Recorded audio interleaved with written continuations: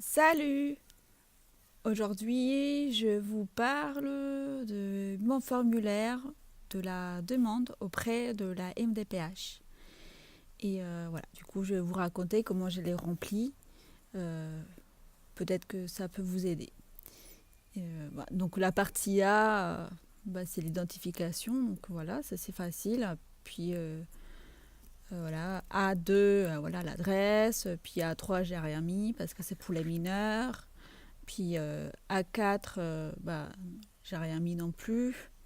A5, donc moi, j'ai reçu des prestations de la CAF parce que je suis étudiante. Et donc là, j'ai mis la CAF et j'ai mis mon numéro d'allocataire. A6, j'ai mis ma situation familiale. A7, j'ai mis autre, étudiante, donc tout à la fin. Et j'ai écrit étudiante. Euh, Ensuite, autre situation de la personne concernée, j'ai rien mis parce que voilà, je suis pas hospitalisée, enfin j'étais pas hospitalisée ni rien quoi, si j'étais pas concernée par ça. A9, du coup là j'ai mis que j'étais locataire. B, c'est le projet de vie dont je vous ai déjà parlé. C, c'est pour les enfants, enfin demande d'éducation de l'enfant handicapé, donc j'ai rien mis. Puis la D, c'est demande relative à un parcours de scolarisation et de formation avec ou sans accompagnement par un établissement ou service médico-social. Que là, j'ai mis que j'avais besoin d'une aide humaine pour... donc moi, je fais un doctorat. Je suis en train de le faire, quoi. Et donc, moi, j'avais besoin de l'aide humaine pour, la prise des notes en cours, deux, relecture de textes, parce que je dicte, mais parfois, il écrit n'importe quoi. Trois, de l'aide pour les déplacements, parce que parfois, il faut que je me déplace avec les yeux fermés. 4, de l'aide pour récupérer du matériel dans les bibliothèques. 5, de l'aide pour le travail à l'ordinateur. 6, de l'aide pour l'écriture de texte. Ensuite, j'ai mis des logiciels de reconnaissance vocale, de synthèse vocale et de reconnaissance des caractères. Euh, Ensuite, j'ai mis un écran anti-scintillement et puis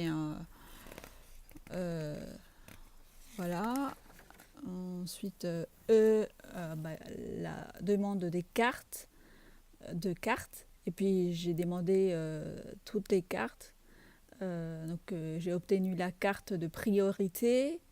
J'ai pas obtenu la carte avec mention besoin d'accompagnement, et j'ai obtenu la carte européenne de stationnement.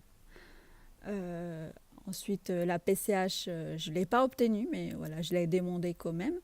Et j'ai mis un peu comme ce que j'avais mis avant, voilà, de l'aide humaine, voilà, pour tout ce que je vous ai dit, plus faire les tâches ménagères, parce que je peux pas être en contact avec tous les liquides et tout ça. Les parfums, ça m'est fait vraiment très mal. Pour faire la cuisine, parce que la chaleur de la plaque électrique et tout ça, c'est horrible. Et puis fixer le regard pour cuisiner, ça m'est fait aussi super mal. Faire les courses, je peux pas faire les courses parce que ça me donne des vertiges.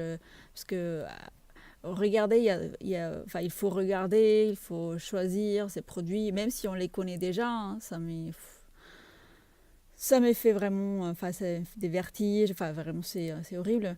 De l'aide pour des démarches administratives, pour trier mes documents administratifs, bref.